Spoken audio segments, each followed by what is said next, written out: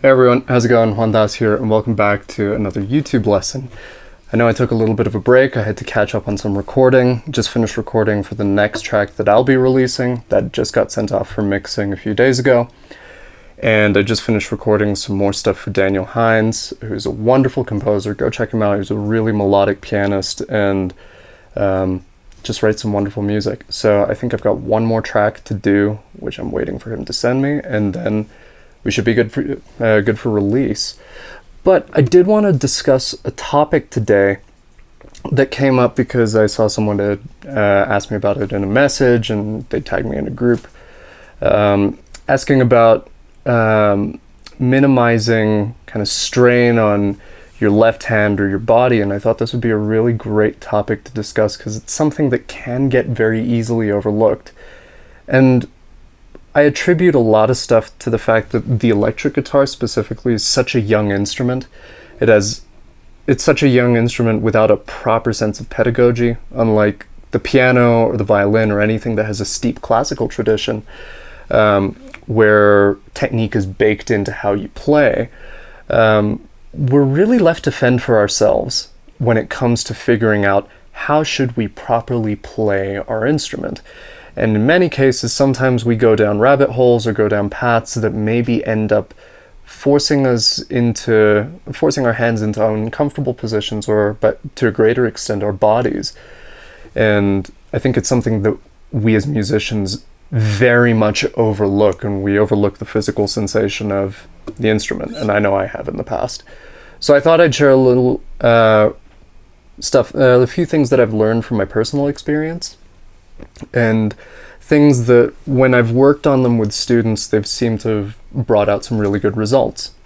So to dive right in, usually the problem lies within one of two areas. I mean, I'm kind of trying to keep it to two for the sake of the video and not have a 2-hour bonanza of stuff and information overload.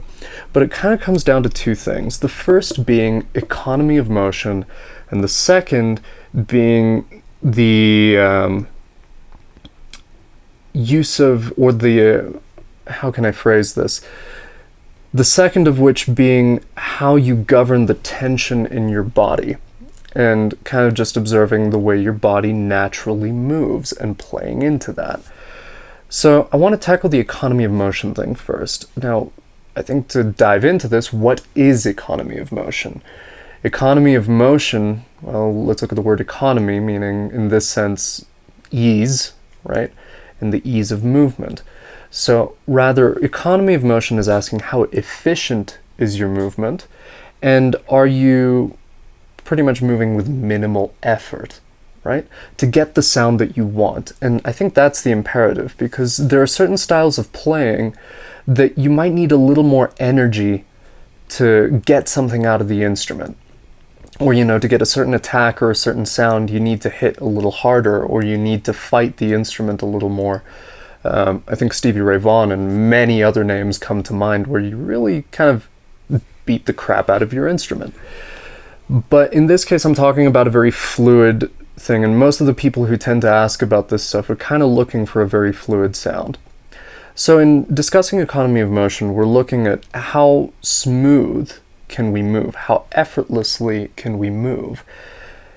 And I think the virtue of that comes in understanding just how your instrument works. And this can apply to any instrument. It doesn't have to just be guitar, but I'm using the guitar as kind of the medium for how to apply this. So step one, figure out what is it that makes a sound on the instrument. And in this case, it's the interaction between right hand and left hand, or picking hand and fretting hand if you're a lefty. So what happens? You press a note and you attack with your picking hand. Those are the fundamental mechanics of how we play our instrument. And in breaking it down to its essential parts, you can start figuring out maybe what's going wrong. Questions to ask yourself. Are my hands synchronized? Is one hand putting far too much effort? Is the other hand putting more effort than the other one? Is the sound not really balanced? Do I feel like I'm not putting in enough? In the vast majority of cases, I notice people are trying to fight their instrument, at least with the students I've had. They're kind of trying to really dig into it, and really the sound is just compressing. It's not the prettiest sound in the world. Or you can see they're physically struggling to execute certain things because they're trying to put in too much effort. So one thing I'd like to realize is just, here's a little exercise. Try this without your picking hand. Just see what is the minimal amount of energy you need to get a note out of the instrument, just to fret it. Maybe to get a stronger note. That's not a lot. And if I couple that with this, and you know, I've been in the process of raising my action, but I'm still maintaining quite a light touch. You don't need to put in a lot of energy to get a pretty round and clear sound. Now, how does this translate? When you start playing faster, or start playing more intricate passages, you really don't have to exert a lot of energy.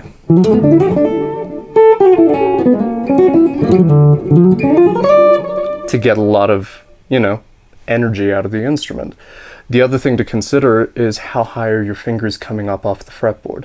When you start thinking in this way, you start kind of scrutinizing every little movement you make, and you start asking yourself, is this efficient?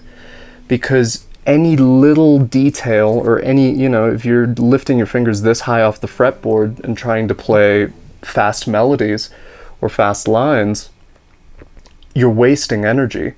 If you're holding and that affects your endurance, if you're playing big chords, I'm not pressing all that hard. I mean, this is an exceptional one, but let's say something that's a little more manageable for most people, right? I'm not pressing all that hard, and I'm not straining to play this chord. If I'm straining, that's probably a sign that, this is a little out of my wheelhouse, and either you've got to work to it, or you realize that it is well outside your technical capabilities. Speaking of technique, if you want, you can check out my whole thing I did on technique a while back, talking about sustained technique, actual technique, and improvised technique. I think that would be kind of pertinent to what we're talking about here. So the bottom line is, consider your economy of motion. How effortless is it? This is one of the benefits of video, because you start to see if you're straining, and you start to notice if you're exerting more energy than you need to. Because sometimes we're so caught up in playing that we forget to kind of analyze this stuff. And it's very easy to forget about this stuff when you're in a playing context. Which actually leads me to my next point, the managing of tension in your body. Now, surely most of us are aiming for a very relaxed playing style and very fluid and very effortless, or at least we would hope so. But what ends up usually happening is there's tension somewhere in the body, and it really could be anywhere in the body, and something in maybe our playing style, or these little mannerisms, or whatever you want to call it, that can start affecting how your tension plays out. And the one thing I've learned, this is stuff just to tell a personal anecdote, I was in a lesson with Tim Miller, and we were just playing duo one day, and he was just kind of observing, and then one day he said, "Have you noticed that your right shoulder has a tendency to come up?" And I had never realized it. And I realized that it was starting to affect my right hand and my right hand accuracy and my time feel and everything about it. So since then, what I've had to do is kind of dial out certain mannerisms. Now, where are the most common things that this can happen? The most common places? The most common places are obviously in the hands and the wrists. Some people can kind of lock their wrists, especially with big chords. They can start placing a lot of tension on the tendons. The shoulders are a big one. Either, they're hunched over their instrument. Sometimes we spend a lot of time doing that. And I know I'm on a really low couch, so it's not the most ergonomic place to be sitting for this kind of video. I'm aware of that. But, sometimes you're slouched over your instrument. Sometimes your shoulders are kind of doing things that you don't want them to be doing, like they come up. Our face is a big one, because tension that comes up in the face can sometimes travel down the neck. The back is another place that tension can crop up. And hey, still working with it. So the thing you have to consider is ask yourself, where is tension being held? And how can you do this? Do a practice of extremes. Get yourself in a relaxed state away from the instrument so you can kind of observe how your body naturally is kind of working out. Then pick up your instrument. See if any tension has already been exacerbated or any tension has been added. Theoretically speaking, you shouldn't be running into tension or extreme tension. I say extreme tension because, your body needs tension to work. Otherwise, your body just wouldn't function. So then, after you've picked up your instrument, start playing a little bit.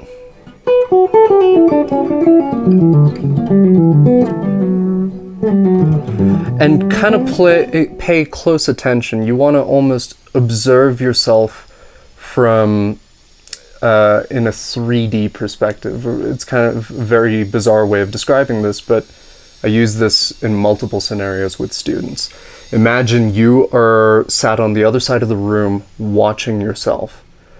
And try observe if any tension, or listen to your body, so to speak, and see if any tension creeps in. Even for faster phrases.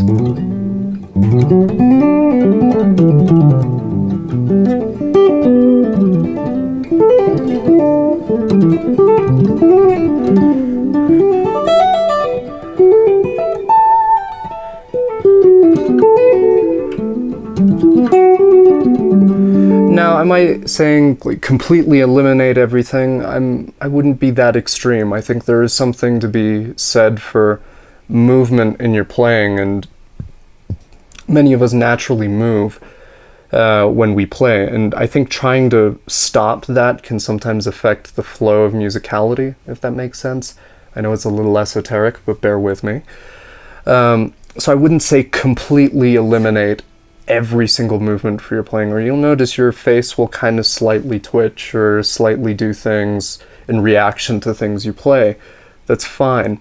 But if it becomes a dominant aspect of your playing, or it's something that's totally outside of your control, completely outside of your control, and you notice that it's creating tension somewhere, and it could really be something so small, it could even be, something in your lower back that could be affecting the way you play, or it could be, as I said, maybe something in how you perceive your hands to be moving.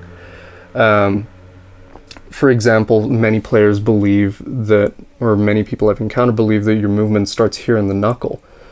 And believing that actually kind of restricts your range of motion. So it just adds tension. Whereas if you perceive that the movement is starting from further back in the arm, from the tendon, which is really where the motion starts, then you've automatically started to free yourself up, because you're realizing that the movement is coming from a larger muscle group. So you're letting yourself kind of move a little more freely, and you're not constricting the movement per se. So this is an important thing to really think about, how you manage tension in your body.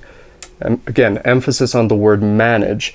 I'm not saying completely eliminate it or eviscerate it from your playing or your being. You do need tension to kind of function, but just make sure it's used efficiently. As with the same thing, economy of motion. Understand, are my movements efficient? Am I doing the movement I need to, or am I wasting energy in trying to achieve something, and is that holding me back? Sometimes even just understanding that little thing can help you make technical breakthroughs and accomplish things that maybe you wouldn't have been able to do before.